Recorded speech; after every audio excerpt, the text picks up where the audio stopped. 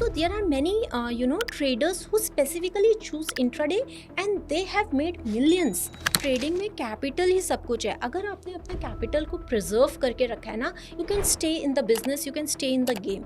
All those traders who are thriving for many number of years are those who have preserved their capital. आप अगर salaried हो या part time करना चाहते हो ट्रेडिंग को, तो उनके लिए मुझे लगता है लंबा टाइम फ्रेम थोड़ा बेटर रहता है. क्या मेरा माइंड ट्रेंड है कि अगर वो 0.5% नीचे जाएगा 20,000 क्वांटिटी निफ्टी की, तो मेरे को जो लाखों का नुकसान दिखेगा, क्या मैं उस चीज़ के लिए ट्रेंड हूँ? आप किसके ज़्यादा बड़े फैन हैं, प्राइस एक्शन या इंडिकेटर? दूसरा, how do you select your stock कि किस में मूव आ सकता है?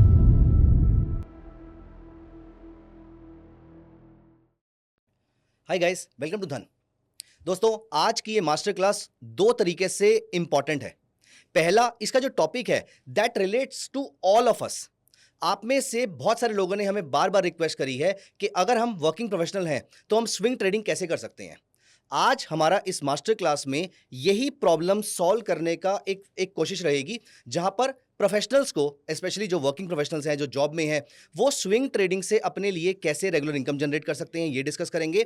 और दूसरी इंपॉर्टेंट चीज़ है आज के हमारे स्पेशल गेस्ट. आपने इनको हमारे चैनल पे बहुत बार देखा है, आपने इनको बहुत प्यार दिया है, इनकी सारी वीडियोस पे आपके बहुत अच्छे कमेंट्स आते हैं, क्वेश्चंस आते हैं. लेकिन ये जितनी बार हमारी वीडियोस में आई हैं, उन्होंने आपके साथ बहुत अच्छी अच्छी ट्रेडिंग स्ट्रैटेजीज डिस्कस करी हैं.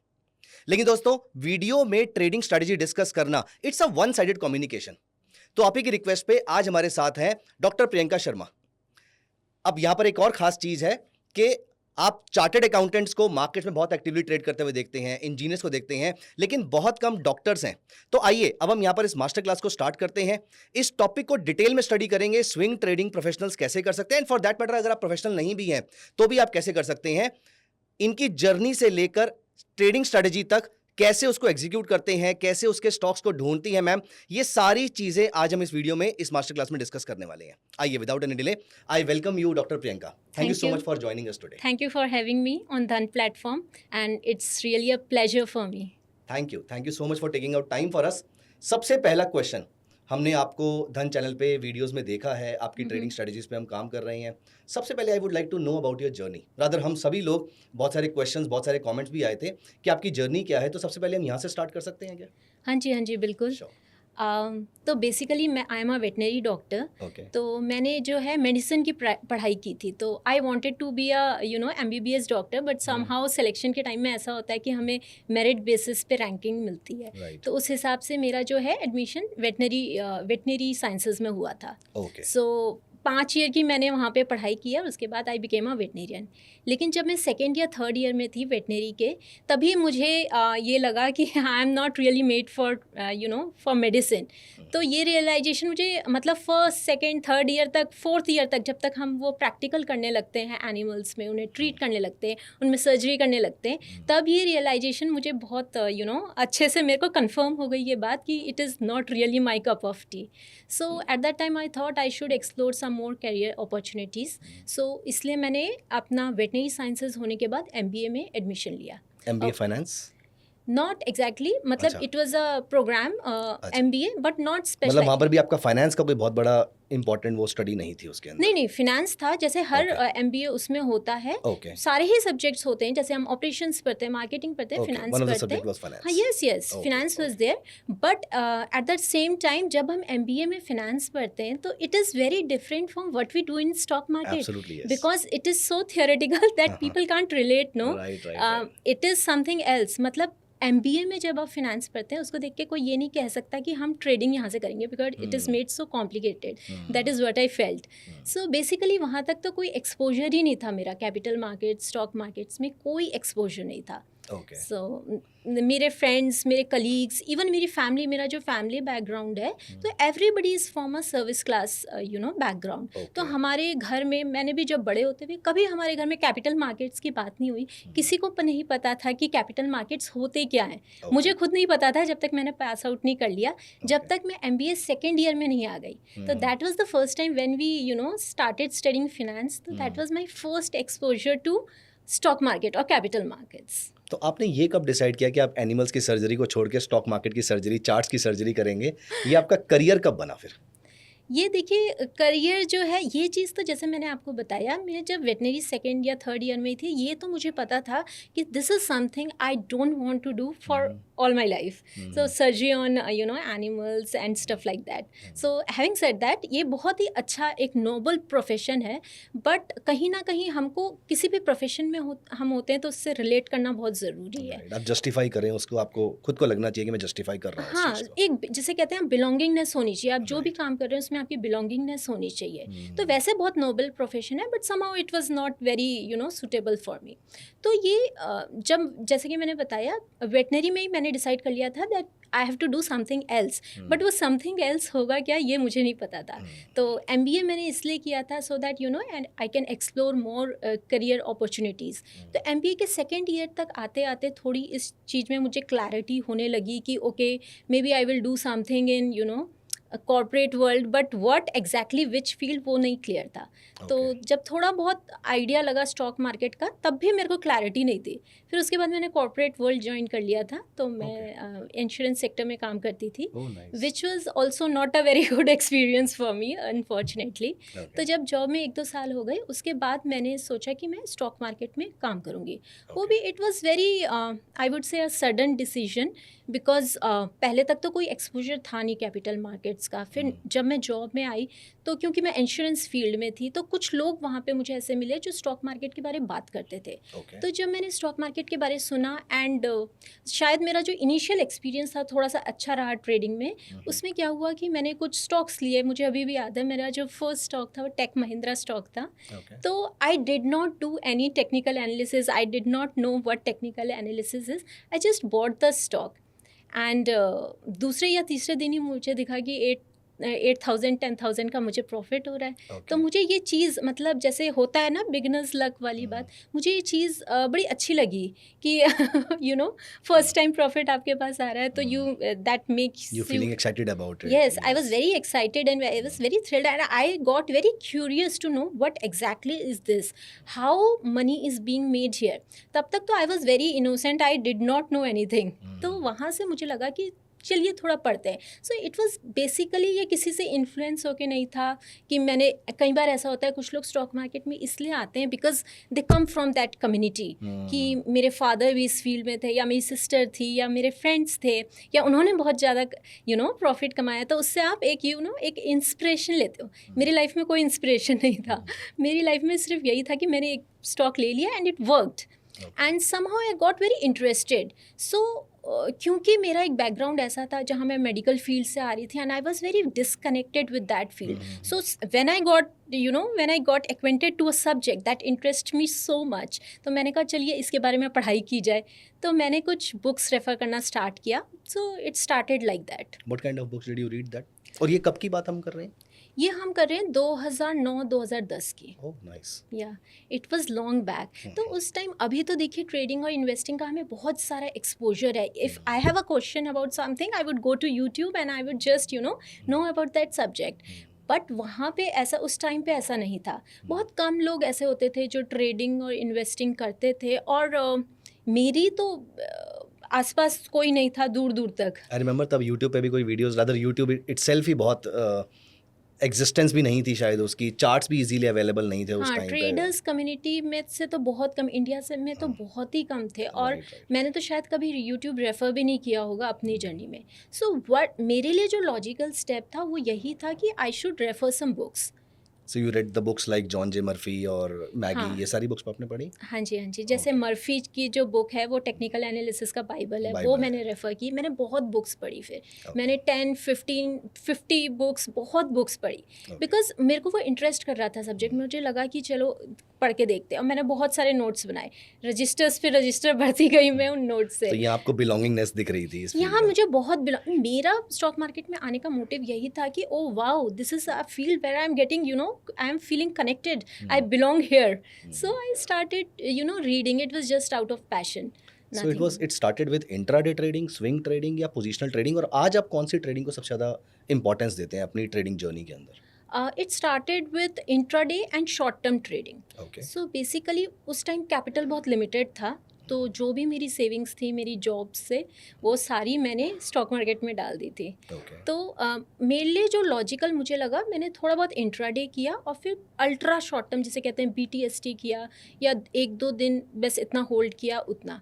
बट स्लोली आई फाउंड कि ये वाले जो बहुत इंट्राडे है या स्कैल्पिंग है या BTST, not exactly my taste. तो मैं धीरे धीरे थोड़ा लॉन्गर टाइम फ्रेम में वर्क करती गई, जैसे स्विंग में, पोजिशनल में, largely swing trading. Okay okay, now coming to our topic, like swing trading for professionals, working professionals जितने भी हो रहे हैं, उनके लिए आप क्या सजेस्ट करेंगे? सबसे पहली चीज़, कौन से टाइप की ट्रेडिंग उनको सूट करती है, कौन से टाइप की नहीं करती है, कौन से टाइप की ट्रेडिंग करनी चाहिए उनको, ये कोई डिसाइड कैसे करे इस चीज़ को?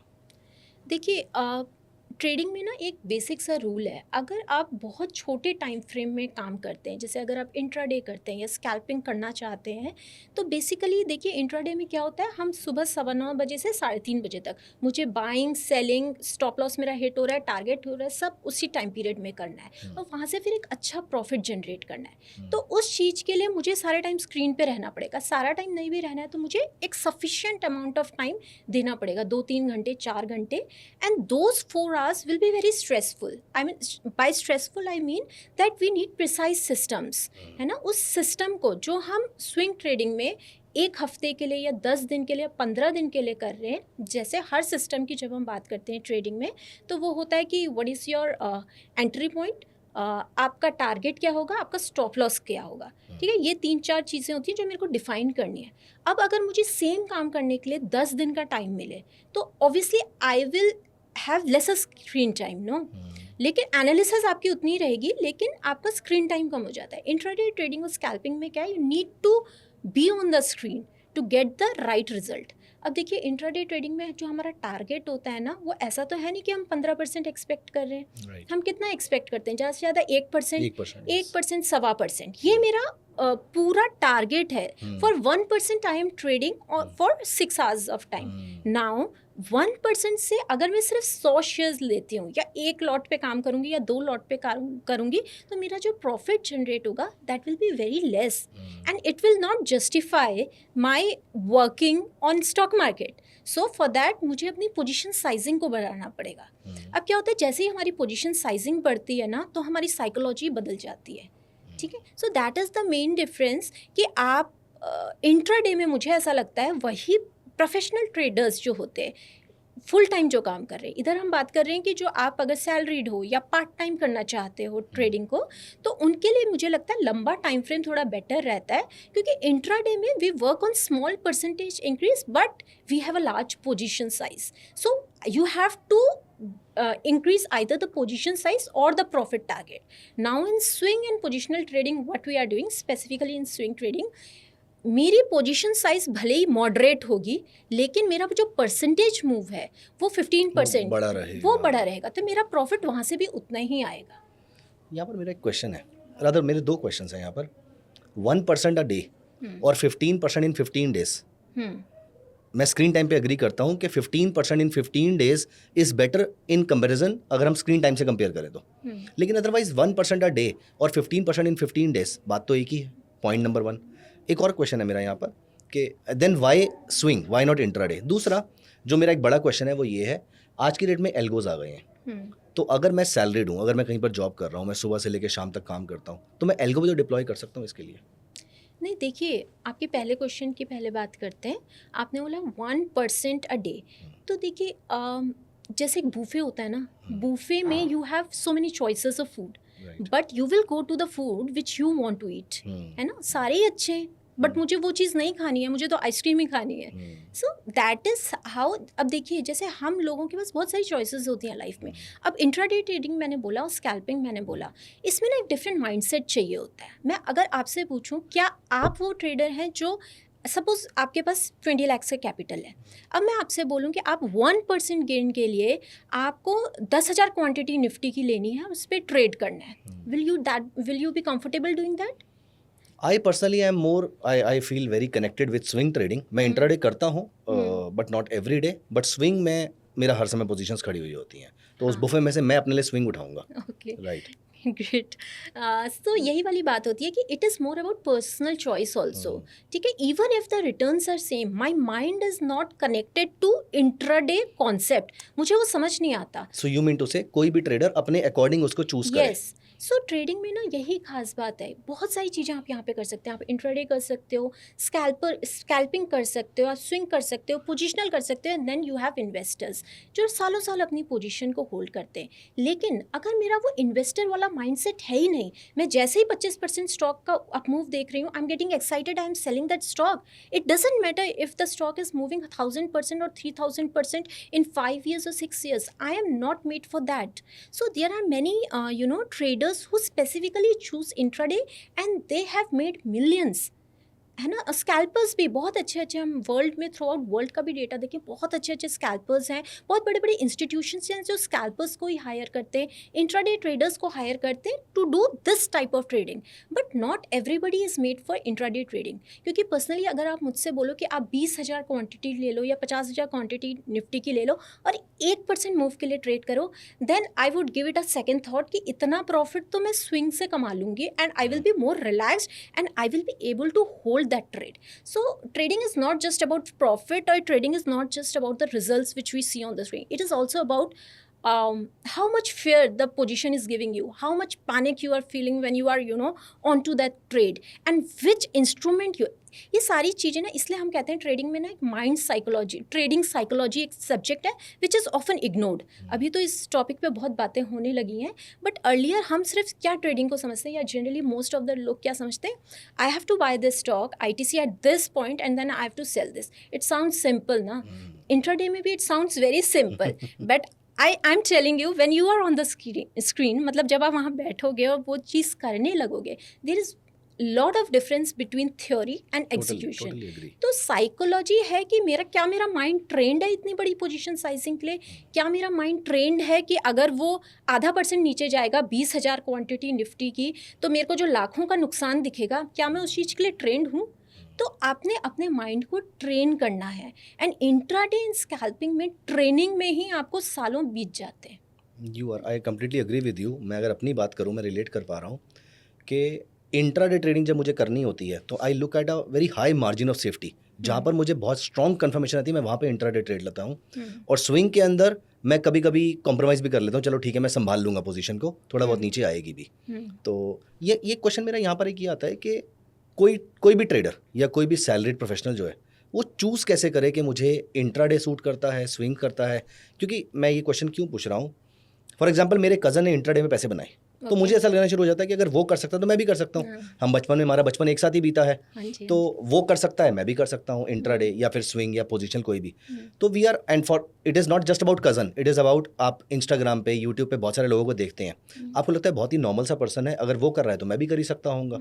ये डिसाइड कैसे किया जाए कि ये ट्रेडिंग स्टाइल मुझे सूट करता है और ये वाला नहीं करता? कोई थंब रूल्स हैं इसके लिए? थंब रूल है, एक तो ये है कि प्रैक्टिस, वो हम बाद में बात करेंगे, which is a very normal thing. सबसे पहला आपने ये डिसाइड करना है कि आपके पास कितना टाइम अवेलेबल है। अभी जैसे मैं फुल टाइम ट्रेडर हूँ, ठीक है, मैं चाहूँ तो इंट्राडे ट्रेडिंग, स्कैल्पिंग में सब चीज़ें कर सकती हूँ। लेकिन अगर आप एक प्रोफेशनल हैं, आप किसी और रेगुलर जॉब में इन्वॉल्व हैं, तो पहले प्रैक्टिकलिटी आपने देखनी है, आपके पास कितना टाइम है।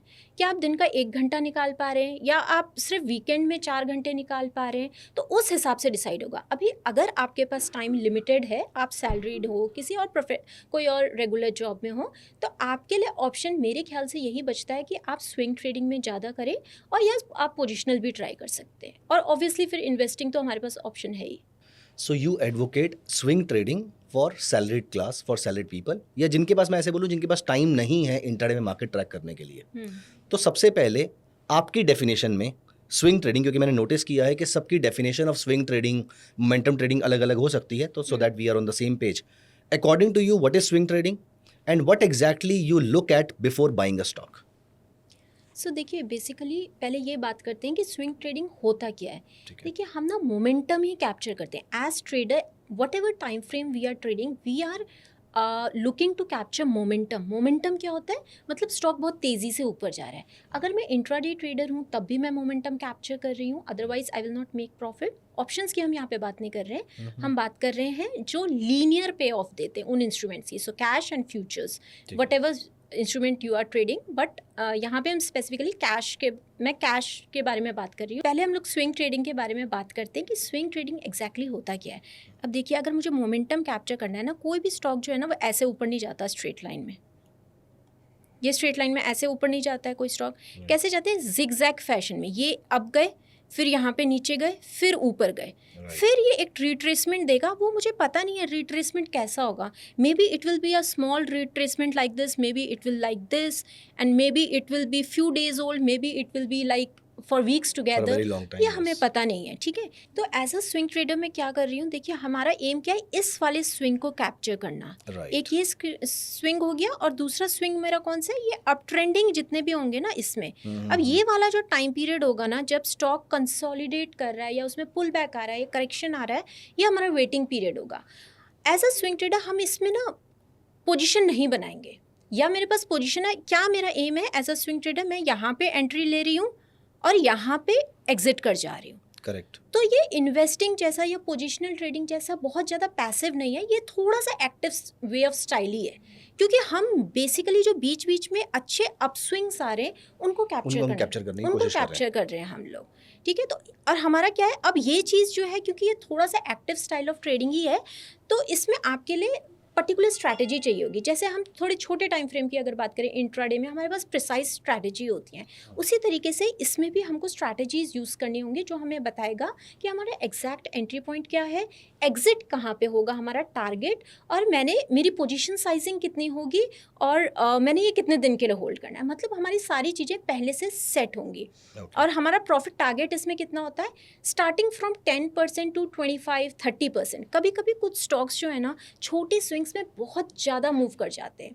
सो yes, there are stocks that move like 40% in a month also, but then उनका जो पुल बैक आता है, रिट्रेसमेंट आता है, वो बहुत स्ट्रांग होता है। ठीक है, तो इट डिपेंड कि आप किस तरीके से प्राइस एक्शन को पढ़ते हैं। क्या मेरे पास वो स्किल है कि मैं प्राइस एक्शन को पढ़ के ये बता पाऊँ कि हाँ इस स्टॉक में मोमेंटम स्ट्रॉन्ग आ सकता है, या इसमें थोड़ा धीरे आएगा। Why? Because I have certain technical things which tells me, and because maybe I have develop that kind of experience because of chart reading, कि हम बता पाते हैं कि हाँ ये स्टॉक अभी बहुत टाइम से ये एक कह लेते हैं, आप टेक्निकल टर्म में थोड़ा यूज़ करूँ यहाँ पे, तो कोई एक पर्टिकुलर पैटर्न बना रहा है या कंसोलिडेशन बना रहा है या रेंजेस में ट्रेड कर रहा है, इसके बाद जो ब्रेकआउट आएगा वो बहुत अच्छा हो सकता है। क्योंकि देखिए कोई भी स्टॉक जो है ना वो हरदम साइडवेज नहीं रहता है। मोस्ट ऑफ द टाइम जो है एसेट क्लासेस जो होती हैं ना, ट्रेंडिंग कम रहती हैं और साइडवेज मूवमेंट ज़्यादा रहती है। तो waiting is a very important part of trading. तो हम लोग क्या समझते हैं ना कि इंट्राडे में अगर हम ट्रेड कर रहे हैं तो जल्दी पैसा आएगा। It's not true. आप ट्रेड रोज कर रहे हो लेकिन आपका एक्यूरेसी भी गिर रहा है साथ में। ठीक है, आपका विन रेशियो भी गिर रहा है। तो वहाँ पे भी जो आपका स्टॉक है ना वो सारा टाइम ट्रेंड नहीं करेगा। आप 30 में से अगर सपोज आपको एक महीने में 20 ट्रेडिंग डेज मिल रहे हैं, ठीक है, आपने 20 दिन ट्रेड लिया, लेकिन क्या आपको 20 दिन ऐसा टाइम आएगा जब स्टॉक ऊपर ही चढ़ता गया? नहीं आएगा।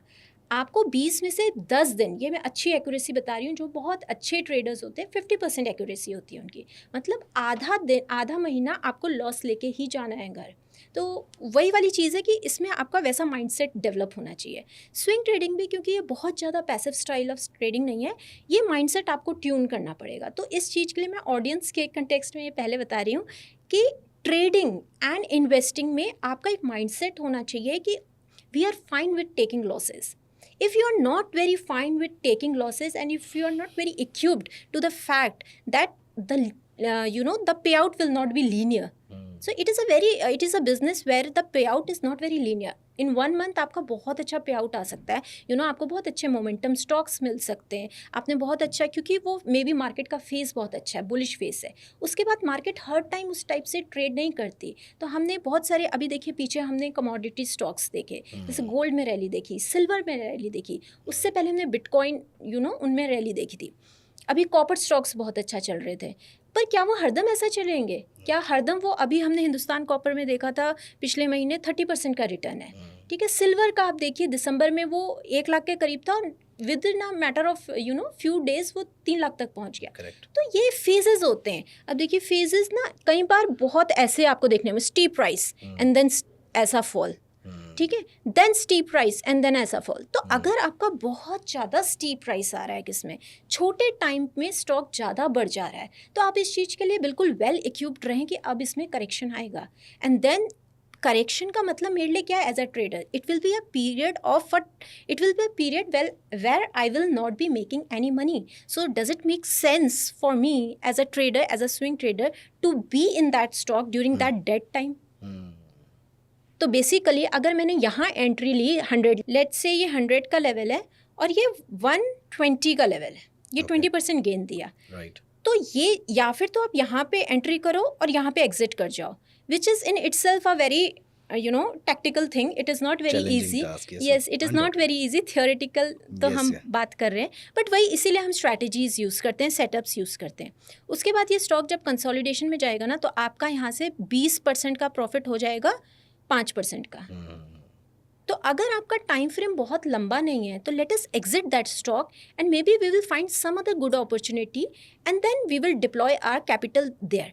तो स्विंग ट्रेडर्स का ना ये माइंडसेट होता है कि we will capture small moves in different stocks, we will take many trades, we will take stop losses, and if the stock is not moving, I will get out of that trade, and then we will take many trades, and at the end of the month or at the end of the year, let's say I take 40 trades, 50 trades, 100 trades, उनमें मेरी accuracy 60% की होगी, ठीक है, 60 मेरे सही हुए, 40 गलत हुए। जितने मेरे सही हुए उनमें मैंने प्रॉफिट बड़ा कमाया, लेकिन जितने मेरे गलत हुए आई लॉस्ट कम अमाउंट। तो बेसिकली बेसिक जो कॉन्सेप्ट होता है वो ये होता है स्विंग ट्रेडिंग का। Before we move on to the strategy, मेरे 2 क्वेश्चंस हैं यहाँ पर। पहला, आप किसके ज़्यादा बड़े फैन हैं, प्राइस एक्शन या इंडिकेटर? पहली चीज़। दूसरा, how do you select your stock के किस में मूव आ सकता है, क्योंकि आप स्विंग ट्रेडिंग की बात कर रहे हैं और आपने बताया आप ये 100 से 120 वाला हाइपोथेटिकल एग्जांपल, आप ऐसे मूव्स कैच करने की कोशिश करते हैं। ज़्यादातर लोग ऐसी जगह पर फंसते हैं जहां पर जैसे ही वो लेते हैं उससे पहले स्टॉक मूव कर रहा होता है, लेकिन लेते ही वो मूव करना बंद कर देता है, तो वो साइडवेज, वो करेक्शन वाले फेज में, जैसे कि आपने बताया, जहां पर वो 20% से 5% के रिटर्न पे आ जाता है। स्टॉक का सिलेक्शन कैसे किया जाए कि ये स्टॉक हमारा मूवमेंट वाला निकले? देखिए, इसके लिए ना मैं बेसिकली, पहला क्वेश्चन आपका था कि आप प्राइस एक्शन यूज़ करते हैं या इंडिकेटर। आई लार्जली यूज़ प्राइस एक्शन, क्योंकि मुझे ऐसा लगता है कि जो चार्ट्स में आपको देखने को मिल रहा है ना, वो indicators, most of the indicators are lagging. So basically अगर कोई स्टॉक 100 से 105 गया तो मैं उसको आज देख सकती हूँ, लेकिन क्या इंडिकेटर उसको उस तरीके से दिखाएगा? नहीं। तो इफ़ यू वांट, क्योंकि आप छोटा टाइम फ्रेम यूज़ कर रहे हो ना, स्विंग ट्रेडिंग में क्या हम 3 दिन से लेके 2 हफ्ते तक अपने स्टॉक्स को होल्ड करें। छोटा टाइम फ्रेम है, बहुत बड़ा टाइम फ्रेम नहीं है।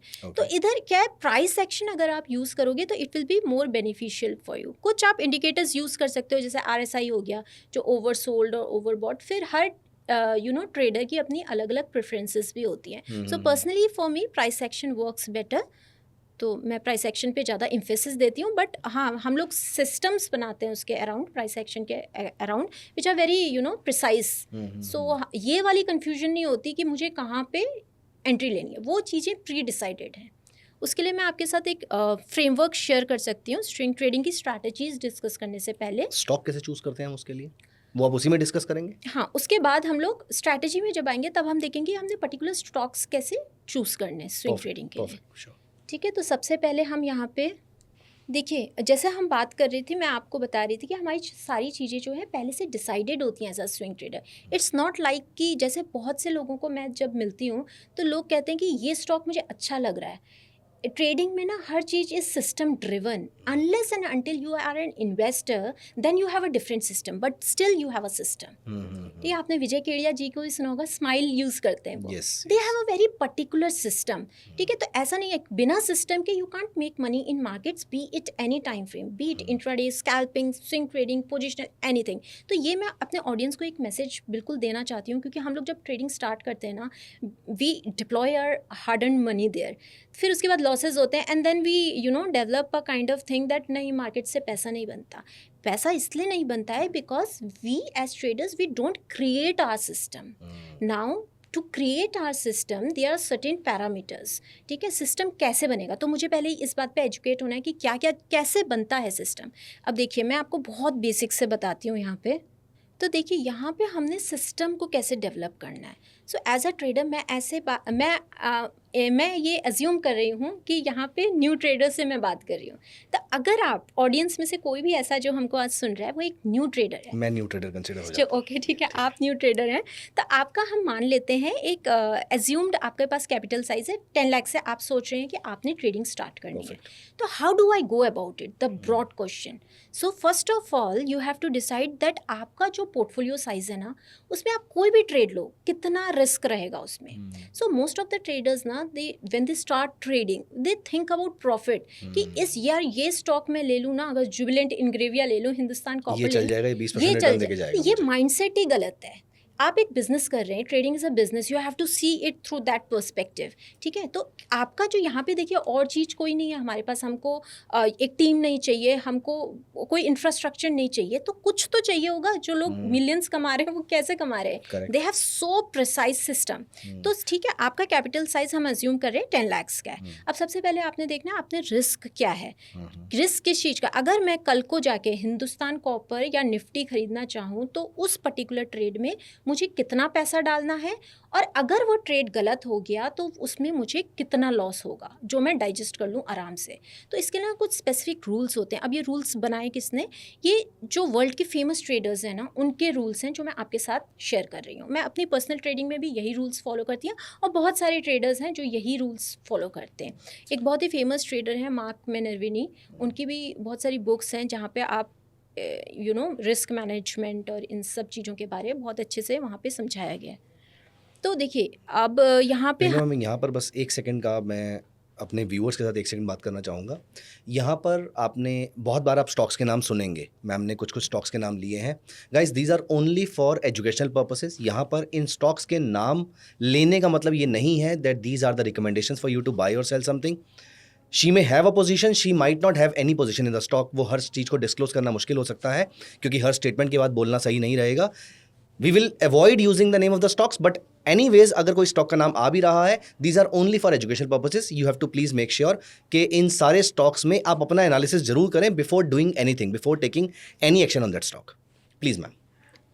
ओके, तो हमारे यहाँ टोटल कैपिटल हो गया 10 लाख का। We are assuming a prefixed capital. Now इसमें मेरे को एक, अगर सपोज मैं 10 ट्रेड्स लेना चाहती हूँ इन अ मंथ, तो मुझे कितना percentage capital, let's say 5 trades लेना चाहती हूँ मैं, तो कितना परसेंटेज कैपिटल मुझे एक ट्रेड में डालना है? 20%। ठीक है, तो ये कितना अमाउंट हो गया? यहाँ पे देखिए मैंने लिखा हुआ है पोजीशन साइज पर ट्रेड मेरा 2 लाख का हो गया। परफेक्ट। ठीक है, अब मेरे को टोटल कैपिटल साइज का हर ट्रेड में 1% से ज़्यादा लूज नहीं करना है। इसे टोटल कैपिटल साइज का 1%। ओके, तो इसे हम ना 1% रूल भी कहते हैं। और तो इसमें क्या है कि अगर मैंने, देखिए जैसे ये है मेरा टोटल कैपिटल साइज, मान लेते हैं यहाँ पे हमने 10 लाख अज्यूम किया है, तो 1% उसका कितना हो गया? 10,000। ठीक है, तो ये मैंने यहाँ पे लिखा हुआ है रिस्क अमाउंट पर ट्रेड आपका रहेगा 10,000। ठीक है, लेकिन ये आपका टोटल कैपिटल का 1% है। राइट, जितना हमने कैपिटल डिप्लॉय किया एक पर्टिकुलर ट्रेड में, उसका ये लगभग 5% हो जाएगा। तो मतलब मैं अगर 100 रुपये पे बाय कर रही हूँ तो मेरा स्टॉप लॉस कहाँ पे होगा? 95। As a swing trader this is okay. उससे ज़्यादा मैं लूजिंग, मतलब मैंने 5% का स्टॉप लॉस लगाया है। अपसाइड में कितना टारगेट कर रही हूँ? मे बी 10%, मे बी 15%, और मे बी मोर। ठीक है, तो मेरा अगर 5% 10%, तो 1:2 का हो जाएगा हमारा यहाँ पे। We are losing 5% and gaining 10%। And we can potentially gain 10% out of it. Yes. Then मेरा एक्सपेक्टेड रेट ऑफ रिटर्न क्या है यहाँ पे? देखिए हर स्विंग ट्रेडर ना, ये थोड़ा सा वो होगा यहाँ पे, हर स्विंग ट्रेडर की एक different expected rate of return होती है। जो मेरा एक्सपेक्टेड रेट ऑफ रिटर्न है वो हो सकता है किसी और से अलग हो। कोई स्विंग ट्रेडर्स जो होते हैं बोलते हैं हमें 30% कमाना है सालाना। जो प्रोफेशनल या फुल टाइम ट्रेडिंग कर रहे हैं उनके थोड़े से टारगेट्स आपको एलिवेटेड जोन्स में दिख सकते हैं। ठीक है, कोई 60% कर सकता है, 70%, कुछ professional traders triple digit return भी लेते हैं। लेकिन for an average, for an example, this is just a suggestive rate of return 70% मैं यहाँ पे मान के चल रही हूँ, कोई अगर इसको फुल टाइम कर रहा है तो। ठीक है, तो अब एवरेज गेन पर ट्रेड क्या है मेरा? एज अ स्विंग ट्रेडर 20% का मैं एक्सपेक्ट करके चल रही हूँ। एवरेज लॉस कितना एक्सपेक्ट कर रही हूँ? 5%। देखिए यहाँ पे मैंने एक्सपेक्टेड रिटर्न पर ट्रेड कितना है? 40,000 का हो जाएगा, क्योंकि हर ट्रेड में हम 2 लाख रुपीज़ डिप्लॉय कर रहे हैं। एक्सपेक्टेड लॉस कितना हो जाएगा? 10,000 का। इस हिसाब से अगर हम देखें तो हमारी जो नंबर ऑफ ट्रेड्स निकल के आ रहे हैं 47 है। ठीक है, this is just a suggestive example. अगर कोई ट्रेडर, जैसे हम सैलरीड क्लास की बात करें, वो बहुत ज़्यादा ट्रेड्स तो नहीं ले सकते एक महीने में। अगर जैसे अगर मैं जैसे फुल टाइम ट्रेडर हूँ, मैं 30 ट्रेड्स ले सकती हूँ एक महीने में, but somebody who is already engaged in some other profession, उनके लिए एक मॉडरेट अमाउंट ही लेके चलना लॉजिकल होता है। इसको आप बढ़ा भी सकते हैं, आप यहाँ पे कोई भी चीज़ को बढ़ा सकते हैं, घटा सकते हैं। This is just a reference table, not something which you have to copy cell by cell, ठीक है। तो आपका कैपिटल साइज डिफर कर सकता है, ठीक है, लेकिन आपके कुछ रूल्स वही स्टैटिक रहेंगे। आपने रिस्क पर ट्रेड कितना लेना है, ठीक है, टोटल कैपिटल का वो 1% रहेगा। इसमें से मान लेते हैं एक्सेल शीट आपने मेरे साथ शेयर कर दी हाइपोथेटिकली, मैं इसमें से कौन सा सेल ऐसा है या कौन से सेल्स ऐसे हैं which you would not like me to change? For example मेरा नंबर ऑफ स्टॉक्स चेंज हो जाएंगे, पोर्टफोलियो साइज चेंज हो जाएगा, हो सकता है रिस्क भी आप 1% ले रहे हैं, शायद मैं 2% ले लूं, शायद, बट हाँ अगर आप अलाउ करें तो कौन सा सेगमेंट ऐसा है जिसको आप चाहेंगे कि कोई टच ना करे, कि ये तो थंब रूल है, ये रहना ही चाहिए? नहीं, देखिए सबसे इम्पॉर्टेंट जो इसमें कॉलम है ना, वो यही है रिस्क पर ट्रेड, ठीक है। तो बेसिकली ये मैंने 1% लिखा है, आप चाहे तो इसको कम भी कर सकते हैं, 0.5, वो डिपेंड करता है। अगर आपका कैपिटल साइज बड़ा है तो आपके लिए 1% ज़्यादा हो जाएगा, तो 0.5% आप ले सकते हैं। लेकिन अगर आपका कैपिटल साइज छोटा है तो आप इसको 2% तक ले जाएं, पर आप इसको बहुत ज़्यादा एक्सीड मत करिए। मतलब आप सोचें कि मैं 8% अपने कैपिटल पे रिस्क ले लूँ, then that is not advisable. अब प्रॉब्लम पता है क्या होती है, अगर मैंने जितना कैपिटल में लूज कर दूंगी एक ट्रेड में ना, उसको मुझे दोबारा प्रॉफिट के थ्रू जनरेट भी करना है, और वो ज़्यादा मुश्किल होता है। वो ज़्यादा मुश्किल है। Suppose I have 100 rupees, now I take a risk of, instead of 5% I am taking a risk of let's say 20%, तो मेरा फिर नेट कैपिटल कितना हो जाएगा, 80 रुपीज़ हो जाएगा। नाउ 80 से मुझे दोबारा 100 में जाना है, अभी 20% गेन नहीं चाहिए होगा, अभी मुझे ज़्यादा चाहिए होगा। जितना मैंने लॉस किया, मतलब उससे 25% का गेन मुझे चाहिए होगा। अब अगर मैं 100 पे हूँ और 50 पे आ गई, तो 50 से फिर मुझे 100 जाने में 100% का गेन, जबकि मेरा लॉस 50% हुआ था। यस, मेरा लॉस। तो इसीलिए हम लोग कहते हैं, देखिए ट्रेडिंग में कैपिटल ही सब कुछ है। अगर आपने अपना कैपिटल को प्रिजर्व करके रखा है ना, you can stay in the business, you can stay in the game. All those traders who are thriving for many number of years are those who have preserved their capital. So capital preservation is very important, and for that one column I would have to choose from the entire table will be how much you are risking per trade. वो predefined होना चाहिए। वो predefined है, उसके range है 1% है, 0.5% है, 2% है, कुछ भी हो सकता है, 2% है, 3% है, उससे ज़्यादा नहीं है। वो आपके कंफर्ट के हिसाब से भी डिसाइड होगी आपका कितना कैपिटल साइज है। बाकी सारी चीज़ें देखिए वो आप ऊपर नीचे हो सकती हैं। अगर मैं एक बहुत ही एक्सपर्ट स्विंग ट्रेडर हूँ या कोई बहुत मैं I am able to spot stocks which are moving 30% like होते हैं स्टॉक्स जो थोड़े टाइम में जल्दी भाग जाते हैं, but you must have that system. तो ये सब चीज़ें डिफर कर सकती हैं, बट रिस्क पर ट्रेड आपका डिफर नहीं करेगा। परफेक्ट। दूसरी चीज़ एक और यहाँ पे पॉइंट में मेंशन करना चाहूँगी, ड्रॉ डाउन का, कि आपने वही सेम ही बात हो गई। अगर मेरा रिस्क मैं बढ़ा देती हूँ, सपोज़ मैंने हर ट्रेड में 10% का रिस्क ले लिया, ठीक है, तो मेरा ड्रॉ डाउन ज़्यादा हो जाएगा। ऐसे क्या होता है ना, सपोज़ मैंने 10 लाख से स्टार्ट किया, ईयर एंड में मेरा वो 10 लाख 15 लाख हो गया। अगले साल क्या वो 20 फिर से उतना ही ग्रो करेगा? 50% से नहीं करेगा। सो पोर्टफोलियो जो इंक्रीज होता है, जैसे मैंने स्टार्टिंग में भी हमने बात की थी, स्टॉक मार्केट में जो आपके रिटर्न्स होते हैं that are not linear. In 1 year I may have a very good year like 50%, 30%, ठीक है, 40%, मे बी 70%, बट मुझे इस चीज़ के लिए प्रिपेयर्ड रहना है कि अब मेरा ड्रॉ डाउन आएगा। तो ड्रॉ डाउन आप कितना और ड्रॉ डाउन सिर्फ ऐसा नहीं है कि इन्वेस्टेड पोर्टफोलियो पोजीशंस में आ रहा है। ड्रॉ डाउन का मतलब ये भी है कि मैंने एक महीने बहुत अच्छा प्रॉफिट कमाया, अगला महीना I will have more of losing positions, maybe this win rate will drop down to 40%, maybe 30%, तो in that month I will not be making any money. How much my capital is reducing when my trades are not going right, ठीक है। तो ये हमारा maximum होना चाहिए 10 to 12%। लोगों का 15% भी होता है, 20% भी होता है, but again the same concept, the more you lose the harder you have to work to build that capital again. So it is better to have system which are giving you small risk, and then you can have multiple entries. As an active trader आपको multiple entries लेनी पड़ती हैं। Strategies के बारे discuss करने से पहले मैं आपको बताना चाहूँगी, देखिए बहुत सारे स्टॉक्स लिस्टेड हैं, हम सब जानते हैं. Now as a swing trader और somebody who is already working on other jobs, हम सबके अपने अपने रोल्स हैं, उन पे हम काम कर रहे हैं. क्या मेरे पास इतना टाइम है कि मैं हज़ारों ऑफ स्टॉक्स को स्क्रीन करूँ? It is very difficult. So धन में ना हम लोग यहाँ पे एक स्क्रीनर यूज़ करेंगे जो मेरे को हज़ारों स्टॉक्स में से कुछ स्टॉक्स दे देगा which might give me a good run up in short term.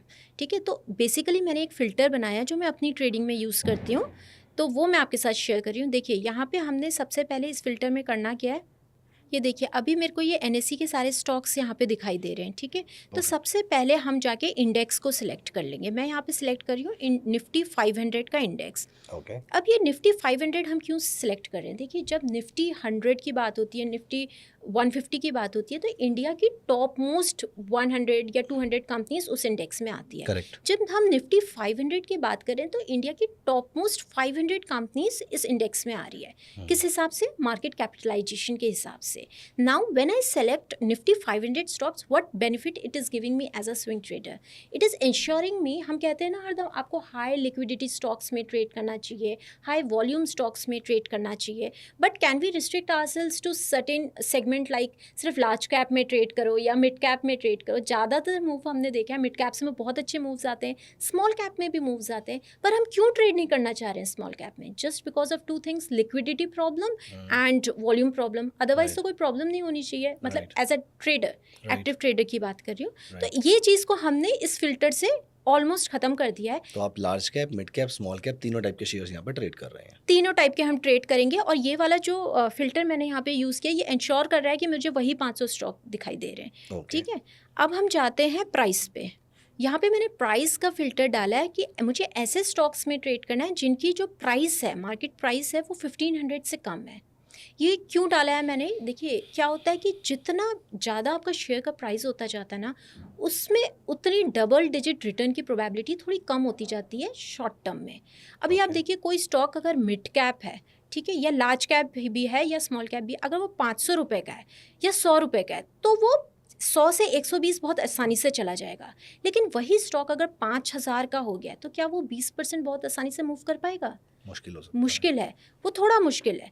ठीक है, इसलिए हम लोग, क्योंकि हम एक्टिव ट्रेडिंग की तरफ थोड़ा ज़्यादा पॉइज्ड हैं, तो हम 1500 से नीचे के स्टॉक्स देखेंगे. अब मुझे ऐसे स्टॉक्स चाहिए जिनमें मोमेंटम बिल्ड हो रहा है. मोमेंटम बिल्ड हमें कैसे पता चलता है कि इसमें मोमेंटम बिल्ड हो रहा है? जो स्टॉक गिर रहा है ना, उसमें किस साइड का मोमेंटम है, वो तो बता रहा है मुझे चार्ट. वो मुझे बता रहा है रेड कैंडल स्टिक है, लंबी लंबी अगर रेड कैंडल स्टिक बनेंगी, it is on sellers side. तो मुझे वो स्टॉक्स नहीं देखने हैं जो गिर रहे हैं, मुझे वो स्टॉक्स देखने हैं जो बढ़ रहे हैं. अब स्क्रीनर में हम इसमें क्या फ़िल्टर डालेंगे? 0.8% से 4%. हाँ, तो यहाँ पे जो फ़िल्टर डाला है हमने, इस चीज़ का डाला है कि मुझे ऐसे स्टॉक्स ढूंढ के बता रहा है ये स्क्रीनर आप, जो डेली, आज के दिन, जैसे आज का सेशन ख़त्म हो गया तो 0.80 से 4% तक बढ़त जिनकी आई है.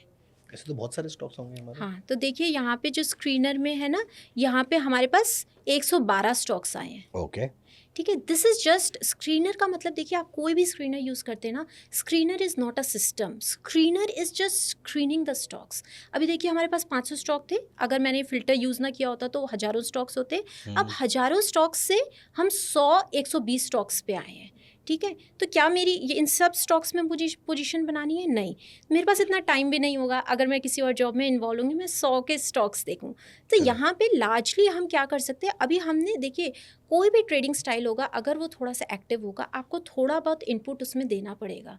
ठीक है, आपको अगर बहुत अच्छा सिस्टम भी मिल जाए ना, रेडीमेड सिस्टम भी, उसमें भी आपको इनपुट देना पड़ता है, अनडाउटेडली, है ना. तो अगर हम ऐसा ही, क्योंकि हम यहाँ पे जो सिस्टम की बात करें, इसमें थोड़ा सा डिस्क्रिशन इन्वॉल्व है, ये डिस्क्रिशनरी सिस्टम है. हम यहाँ पे, हाँ, तो बेसिकली यहाँ पे डिस्क्रिशन यूज़ हो रहा है because we will be studying our charts. This is the screener, we are getting a list of 100 stocks, पर इन 100 स्टॉक्स में तो अभी हम डिप्लॉय नहीं करेंगे कैपिटल. तो अब इससे आगे कैसे जाना है, that will be second stage of stock selection. अब हम इन 100 स्टॉक्स को एनालाइज करेंगे यहाँ पर. सबको नहीं करेंगे हम एनालाइज. अब हम क्या करेंगे, इसके बाद हम एक और यहाँ पे वो लगा रहे हैं. लेट्स से हमारे पास जो स्क्रीन था उससे हमको एक रिजल्ट आया ICICI बैंक. अब मुझे एक स्टेप और अंदर जाना है, मतलब मुझे कम करने हैं अपने number of stocks, what I will do, I will screen stocks जो 50 SMA से ऊपर ट्रेड कर रहे हैं, 50 डे मूविंग एवरेज से ऊपर ट्रेड करें, जो नीचे ट्रेड करें उनमें मुझे ट्रेड नहीं करना। तो स्क्रीनर में भी आप ये चीज़ ऐड कर सकते हैं, मैंने यहाँ पे ऐड नहीं किया है, पर आप चाहें तो देखिए ऐड फिल्टर्स में जाके देखिए, यहाँ पे आपने टेक्निकल इंडिकेटर्स में जाके ना यहाँ पे आपने SMA चूज़ कर लेना है, और जो भी टाइम पीरियड का आप लगाना चाहते हैं वो SMA या 50 डे लगाना चाहते हैं, 20 डे, मेरी स्ट्रैटेजी के हिसाब से मैं यहाँ पे 50 डे मूविंग एवरेज ले रही हूँ, ठीक है। लेकिन हम अभी यहाँ पे चार्ट्स में इसको देखते हैं, तो बेसिकली क्या होगा कि जब हम 50 मूविंग एवरेज लगाएंगे, 50 डे मूविंग एवरेज, तो बहुत सारे स्टॉक्स मेरे स्क्रीन हो जाएंगे। वो गेनर्स तो हैं, उन्होंने आज गेन तो के पास, ज़रूरी थोड़ा है कि वो 50 डे मूविंग एवरेज के ऊपर हो। हम क्यों यूज़ कर रहे हैं 50 day moving average? Basically ensure करता है, देखिए कोई भी मूविंग एवरेज हम इंट्राडे में भी यूज़ करते हैं, वो छोटे टाइम फ्रेम का होता है, ठीक है। तो जब भी हम शॉर्ट टर्म ट्रेडिंग या मीडियम टर्म ट्रेडिंग करते हैं तो 50 डे मूविंग एवरेज बेसिकली एक सपोर्ट की तरह काम करता है। उससे ऊपर अगर प्राइसेस हैं तो इन जनरल स्टॉक में ट्रेंड या मोमेंटम है, इसलिए हम यूज़ करें। तो आधे से ज़्यादा स्टॉक्स मेरे यहाँ पे फिल्टर आउट हो जाएंगे। Let's say you are left with 20-30 stocks, ठीक है। तो इतने तो आपको देखने पड़ेंगे स्टॉक्स। वही मैं आपको कह रही हूँ, अगर आप ट्रेडिंग में आ रहे हैं और अगर आप स्विंग ट्रेडिंग करना चाहते हैं या पोजिशनल ट्रेडिंग करना चाहते हैं तो बहुत ज़्यादा आसान नहीं होती हैं चीज़ें। आपको कैन वी से कि शाम को आधा घंटा 1 घंटा इन 20-30-40 स्टॉक को फिर भी हमें देखना पड़ेगा? हाँ, आप शाम को देख सकते हैं, आप वीकेंड में भी देख सकते हैं। फॉर एग्जाम्पल जैसे ये स्क्रीनर है, अभी मैंने इसमें डेली परसेंटेज चेंज लगाया है। अगर मैं इसको वीकली परसेंटेज चेंज कर दूँ, सपोज मेरे पास टाइम ही नहीं है daily, you know Monday to Friday मेरे पास टाइम नहीं है, मैं तो सिर्फ सैटरडे संडे में इसको देख सकती हूँ। तो मैं क्या करूँगी, ये डे है ना, इधर आपको क्लिक करना है, इसको वीक में कन्वर्ट कर दीजिए, ठीक है। लेकिन आपको तब यहाँ पे परसेंटेज चेंज करना पड़ेगा। हमने डेली के हिसाब से लगाया था 1% से 4% के गेनर्स। अब वीकली के हिसाब से अगर मैं देखूंगी तो मे बी मैं ऐसे स्टॉक्स मुझे देखने चाहिए जो 10 से 12% का गेन ऑलरेडी दे चुके हैं। अच्छा, यस। तो जैसे आप ये पूछ भी रहे थे बीच में कि हमें कैसे पता चलेगा कि कोई स्टॉक जो है यहाँ से अच्छा रन अप देने वाला है। यहाँ पे इसी कॉन्टेक्स्ट को आगे बढ़ाते हुए ना मैं एक यहाँ पे पॉइंट आपसे डिस्कस करना चाहूँगी। इन द मीन टाइम जब तक आप चार्ट सेट कर रहे हैं, एक छोटा सा क्वेश्चन मैं पूछ सकता हूँ आपसे? हाँ जी। जो मेरा भी क्वेश्चन है और आई एम वेरी श्योर बहुत सारे व्यूअर्स का क्वेश्चन होगा, जो स्टॉक 10 से 12% के आसपास मूव कर चुका है, तो ऐसा नहीं होगा कि वो हमारे हाथ से ही निकल गया, क्या पता हम उसके टॉप पे एंटर कर रहे हो? ये डर तो रहेगा ना माइंड के अंदर? नहीं, अगर हम सिस्टम को अच्छे से समझ जाएंगे ना, देखिए मोमेंटम क्या होता है। हम यहाँ पे इंट्राडे की बात नहीं कर रहे हैं, हम BTST की बात नहीं कर रहे हैं। अभी जब मैंने आपको अपना रिस्क फ्रेमवर्क भी दिखाया था, हम बात कर रहे हैं कि कुछ स्टॉक्स ऐसे होते हैं जो शॉर्ट टर्म में बहुत अच्छा मूव करते हैं। फॉर एग्जांपल मैं आपको यहाँ पे एग्जांपल दिखा देती हूँ।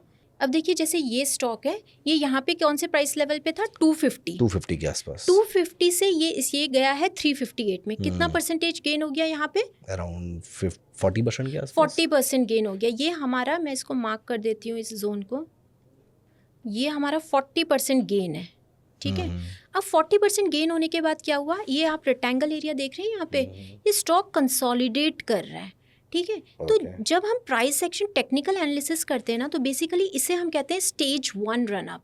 कोई भी स्टॉक में ना जब मोमेंटम बिल्ड होता है, कहाँ से बिल्ड होता है, लेट्स से एक स्टॉक डाउन ट्रेंड में है, ठीक है, उसने वहाँ पे कोई हमको दिख रहा है चार्ट्स में कि वो lower highs and lower lows बना रहा है, फिर स्टॉक ने वहाँ से थोड़ा बहुत अपवर्ड मूवमेंट की, हमें वो पहला लेग ऑफ अप ट्रेंड जो है ना 10-15% का, एज अ स्विंग ट्रेडर मुझे वो पकड़ना ही नहीं है। क्यों? क्योंकि वहाँ पे जल्दी जल्दी सेल ऑफ आएगा। पिछले कुछ बायर्स हैं जो निकलना चाह रहे हैं हर बाउंस बैक में, तो वो 10-15%, 20% तो मुझे छूने ही नहीं है। मुझे कब छूना है? When the stock has got into an up trend जो इंटैक्ट है, मतलब एक यहाँ पे प्रूफ हो गया कि स्टॉक डाउन ट्रेंड में था, एक बेस बनाया, अब अप ट्रेंड में जा रहा है, तो मुझे इस वाले फेज में स्टॉक में एंटर करना है। तो देखिए यहाँ पे जैसे एग्जाम्पल ही देख लेते हैं, स्टॉक नीचे जा रहा है यहाँ पे, राइट, ठीक है, नॉट गुड फॉर मी, मतलब not good for swing traders, ठीक है। अब यहाँ से स्टॉक ने बढ़ा, मुझे नहीं समझ आया ये क्यों बढ़ा, यहाँ कोई पैटर्न नहीं मुझे दिख रहा, कोई कंसोलिडेशन नहीं दिख रहा, कोई रेंज नहीं दिख रही। और ये अपसाइड आने के बाद पता लगेगा कि अपसाइड आ चुकी है। हाँ, जैसे हमने स्क्रीनर लगाया ना, अब स्क्रीनर ने मुझे बता दिया, मैंने डेली स्क्रीनर को रन किया, अब मैं डेली क्या देख रही हूँ, देखिए स्क्रीन पे यहाँ पे 1% स्टॉक बढ़ा, मेरी स्क्रीनर में आ गया पहले दिन। दूसरे दिन मैंने फिर स्क्रीनर रन किया, स्टॉक फिर से 1% बढ़ा है, फिर 3% बढ़ा है, फिर नहीं बढ़ा, फिर कुछ दिन बाद मैं देखे जा रही हूँ ये 1 महीने तक बढ़ता ही चला जा रहा है। Now the stock which was in down trend, मतलब एक रेंज में था, नॉट मूविंग मच, ये कोई रिटर्न तो नहीं दे रहा अगर स्टॉक एक रेंज में या डाउन ट्रेंड में, वो अचानक से 1 महीने के अंदर इतना बढ़ गया। ठीक है, यहाँ मैंने पार्टिसिपेट नहीं किया क्योंकि मुझे करना भी नहीं है। हम स्क्रीन जो करेंगे ना, हमारी वॉच लिस्ट बना के रखेंगे। अब क्या है, इस जब ये मूव आ गया, ये स्टेज 1, इसे टेक्निकल एनालिसिस जब हम करते हैं ना, इसे हम कहते हैं स्टेज 1 ऑफ रन अप। एक मेरा क्वेश्चन है, हाँ जी, मैं अपने पॉइंट ऑफ व्यू से यहाँ पर पूछ रहा हूँ, 1 महीने तक रोज स्टॉक मेरे स्क्रीन में आ रहा है, मैं ग्रीडी नहीं हो जाऊंगा इसको बाय करने के लिए तीसरे दिन, चौथे दिन, 5वें दिन? नहीं। How do you control yourself? नहीं, वही बात है कि मेरा सिस्टम अभी मुझे नहीं बोल रहा है बाय करने के लिए, जिसके बारे हम आगे भी बात करेंगे। जिसे मैंने बताया ना, ये सिस्टम जो है, अभी तक हमने देखा कि मुझे रिस्क पैरामीटर्स मैंने पढ़ लिए क्या क्या है। अब मैंने देख लिया कि मैंने स्क्रीनर लगाना है, जो ऑटोमेटिक स्क्रीनर स्कैनेक्स का मैंने आपको दिखा दिया, मुझे दिख रहा है। अभी हम इस स्टेज में आएंगे कि हमने कहाँ पे एंट्री लेनी है और कब लेनी है। ओके, ठीक है। स्क्रीनर ने मेरे को स्टॉक निकाल के दे दिया, वो मेरी रडार पे है, मेरी वॉच लिस्ट में है, लेकिन अभी मैंने उसको बाय नहीं करना है। मैं कंसोलिडेशन की वेट करूंगा या किसी और चीज़ की वेट करूंगा? हाँ, वो अभी हम डिस्कस करेंगे। देखिए क्या हो गया, स्क्रीनर में आ गए मेरे पास स्टॉक, सपोज यही स्टॉक आ गया मेरे पास। अब ये मेरे को 3 दिन से बोल रहा है कि ये ऊपर जा रहा है। फर्स्ट आई विल वेट, यहाँ भी ऊपर जा रहा था, इससे थोड़ा जूम करके देखते हैं। अब देखिए ये जो वाली लाइन है ना, इसको 200 वाली हम हटा ही देते हैं। अब मेरे पास ये जो लाइन है ना, ये 50 डे मूविंग एवरेज की लाइन है। स्क्रीनर में हमने क्या पैरामीटर लगाया था, अगर कोई स्टॉक बढ़त कर रहा है कोई बात नहीं, लेकिन जब हम उसको, वो मेरे बाय में तभी आएगा जब वो 50 डे मूविंग एवरेज के ऊपर जाएगा। एक दिन बढ़त की, ignore, why, because it is still below 50 day moving average. यहाँ पे भी हम इग्नोर ही किया है। ठीक है, कब हमारे रडार में आ गया 50 डे मूविंग एवरेज ही, इस वाले दिन। ठीक है, 50 डे SMA और EMA कोई भी चलेगा? हाँ, आप 50 डे EMA लेंगे ज़्यादा बेटर रहेगा, बिकॉज वो रिसेंट प्राइसेस को ज़्यादा अहमियत देता है। तो आई वुड सजेस्ट कि 50 डे EMA आप यूज़ कीजिए। ठीक है, यहाँ इस वाले दिन मेरे रडार पे आ गया। अब हिंदुस्तान कॉपर मेरा जो स्क्रीनर है बोल रहा है कि अब आप बाय कर सकते हो। अब मुझे बाय कहाँ पे करना है? देखिए यहाँ से ऊपर आपकी बाइंग इनिशिएट हो जाएगी। ठीक है, अब मुझे अब मेरा सेकेंड स्टेप होगा कि मेरे को प्राइस एक्शन देखना है स्टॉक में। प्राइस एक्शन हम कैसे देखेंगे? ये देखिए ये वाला जो है ना 50 डे के ऊपर आ गया। अब मैंने देखना है स्मॉल एरियाज ऑफ कंसोलिडेशन। ठीक है, तो अब देखिए कंसोलिडेशन कैसा बनता है, वो एक बार मैं अपने ऑडियंस के कंटेक्स्ट में ऑडियंस को बताना चाहूँगी। देखिए कोई स्टॉक है, वो ऐसे ऊपर जा रहा है। कंसोलिडेशन जो होता है, अगर मोमेंटम बहुत स्ट्रॉन्ग है तो एरियाज ऑफ कंसोलिडेशन जो होंगे ना आपके, वो छोटे होंगे। तो ये स्टॉक ऊपर गया बहुत, सपोज जो स्टॉक अभी हम देख रहे थे 40% ऊपर चला गया, एरिया ऑफ कंसोलिडेशन ऐसा होगा।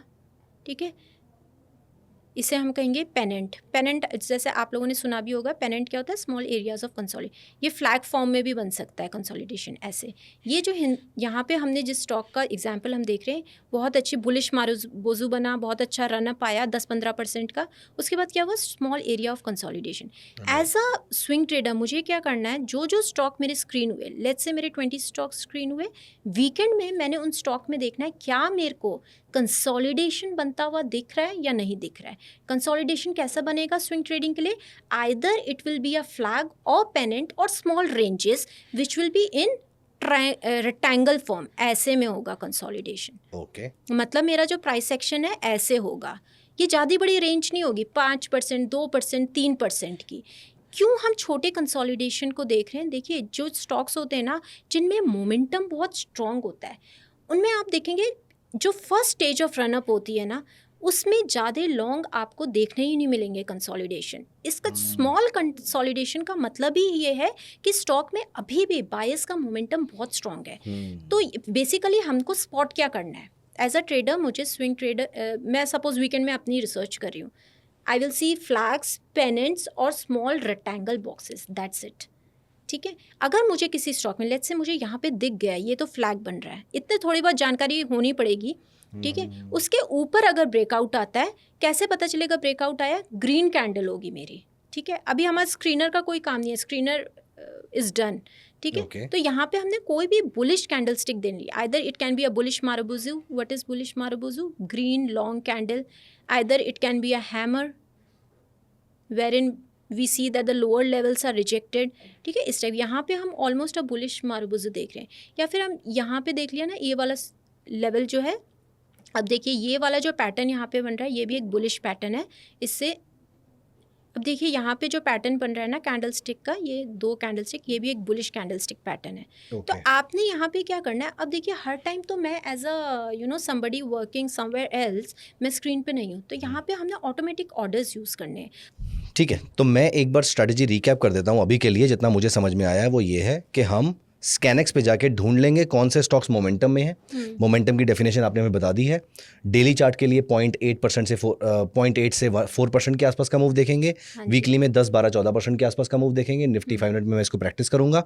और once it fulfills all the conditions, अब अगर ये 50 EMA या 50 SMA के ऊपर आता है तो मैं उसके बाद कंसोलिडेशन की वेट करूंगा। वो कंसोलिडेशन पेनेंट की फॉर्म में हो सकता है, वेज की फॉर्म में हो सकता है, रेक्टेंगल हो सकता है, फ्लैग हो सकता है। और उसके बाद जब मुझे नेक्स्ट इसका अपवर्ड मूव देखने को मिलेगा, मोमेंटम मिलेगा, तो वहां पर मुझे स्टॉक को पकड़ना है। यस तो जैसे कि हम आपका पहले भी क्वेश्चन था ना कि अगर बहुत ज़्यादा भाग रहा है तो we as traders we get kind of कि यार मूव तो दे रहा है तो मैं क्यों, तो लेकिन हम जो स्टॉक बढ़ रहा है ना उसमें बीच में नहीं उसको पकड़ेंगे, क्योंकि हो सकता है वहीं से वो consolidation we need a fresh trigger. Yes, fresh trigger after a consolidation. Resting phase बहुत ज़रूरी है, क्योंकि क्या होता है ना, हमें नहीं पता होता कि देखिए अब इतना लंबा ये स्टॉक ने यहाँ मूव दिया, ये लगभग 251 से 281 30% एक दिन में 10 to 12% ये स्टॉक बढ़ा है ना। मुझे आपको एज अ ट्रेडर क्या लगता है कि क्या अगले दिन भी ये 10 to 12% देगा? हमें नहीं पता इसका आंसर। मैं इसको यहाँ पे खरीदना it will be very risky for me, क्योंकि अगर मैं अपना स्टॉप लॉस पिछले दिन का लो लगाती हूँ, स्टॉप लॉस बहुत बड़ा हो जाता है, तो स्टॉप लॉस बहुत बड़ा हो जाएगा। तो एज अ ट्रेडर हमको waiting is a very important part of any trading system. We need to learn to wait.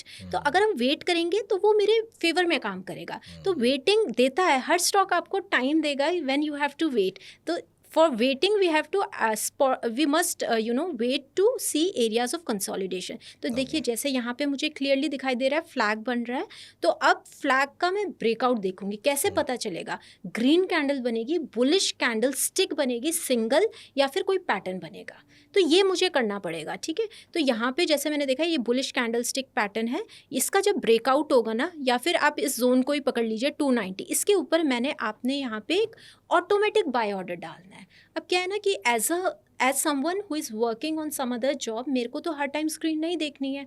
मैं तो वीकेंड में सिर्फ स्क्रीन कर रही हूँ स्टॉक। मुझे अच्छा लग रहा है ये स्टॉक, मैं बाय करूँगी इसको 290 के ऊपर, which is the previous swing high.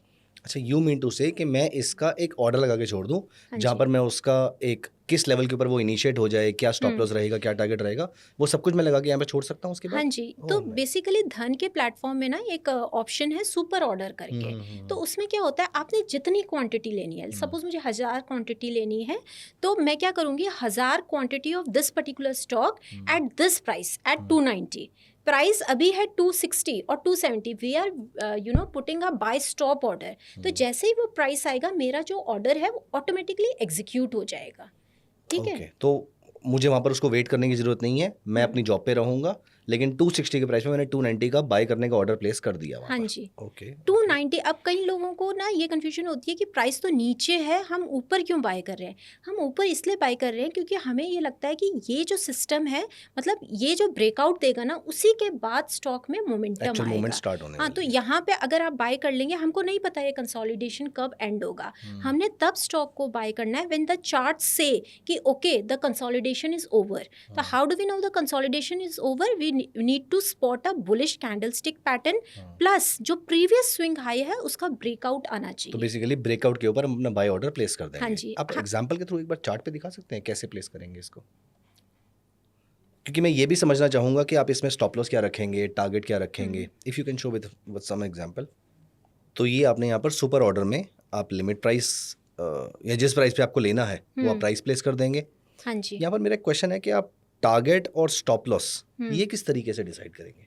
देखिए यहाँ पे हम क्या कर रहे हैं, हम एक पैटर्न को ट्रेड कर रहे हैं। ठीक है, ऑलरेडी रन अप है स्टॉक में, एक पैटर्न को ट्रेड कर रहे हैं। तो जो भी इसका बेस होगा कंसोलिडेशन का, अब मैंने यहाँ पे एंट्री ली, लेट्स से 290 के लेवल पे जो ब्रेकआउट था 290 पे ली, या तो मैं प्रीवियस डे लो लूँगी, या फिर अगर वो पैटर्न का लो जो है वो ऑलमोस्ट एट 3% पे है तो वहाँ पे मैं लूँगी लो।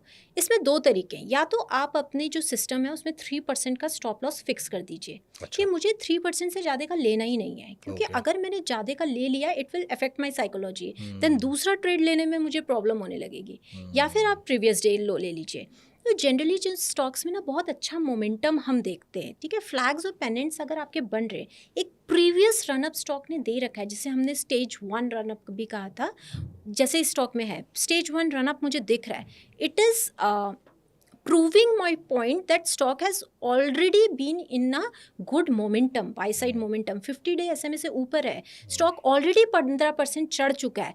अब मेरा स्टॉप लॉस कहाँ होना चाहिए? प्रीवियस डे लो के नीचे, ठीक है, तो maybe it is at 2% और 3%, ठीक है, तो आप 3% मान लीजिए या प्रीवियस डे लो मान लीजिए, वहाँ पे मेरा स्टॉप लॉस रहेगा। अब जो हमने ये सुपर ऑर्डर यहाँ पे जैसे हम यूज़ कर रहे हैं, तो यहाँ पे देखिए लिमिट प्राइस मैंने डाल दिया, लेट्स से ये अभी का प्राइस रिसेंट का दिखा रहा है, लेट्स से 563 चल रहा है और मैंने 564 पे बाई किया। अभी कुछ भी हो सकता है, 570 580 कुछ भी हो सकता है। टारगेट मेरा क्या रहेगा? जो मेरा स्टॉप लॉस है वो मेरा 3% पे है, लेट्स से मैंने 560 पे रख दिया अपना स्टॉप लॉस, ठीक है, तो जो मेरा जितना स्टॉप लॉस होगा ना, जो मेरा फर्स्ट टारगेट होगा वो उसका डबल होगा। ये बेसिक वो है, 1:2 रिस्क रिवॉर्ड रेशो रहेगी, 1:2 मेरे को चाहिए ही चाहिए किसी भी स्विंग ट्रेड में, नहीं तो otherwise it will not make sense for me to do swing trading, वो उतना चाहिए।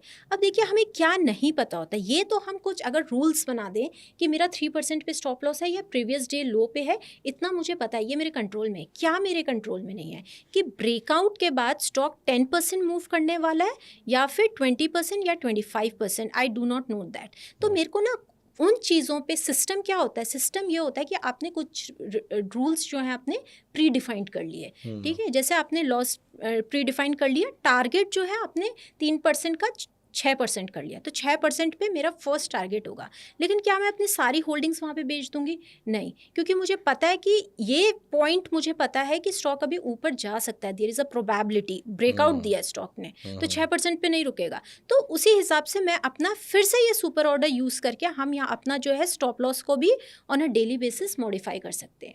पहला मेरा स्टॉप लॉस लेट्स से 560 पे था, स्टॉक 570 तक चला गया, लेट्स से 590 तक चला गया, मेरा टारगेट अचीव हो गया, ठीक है। अब मैंने इस स्टॉप लॉस को मॉडिफाई करके 590 कर दिया, क्यों? ताकि मेरा उतना प्रॉफिट लॉक इन रहे।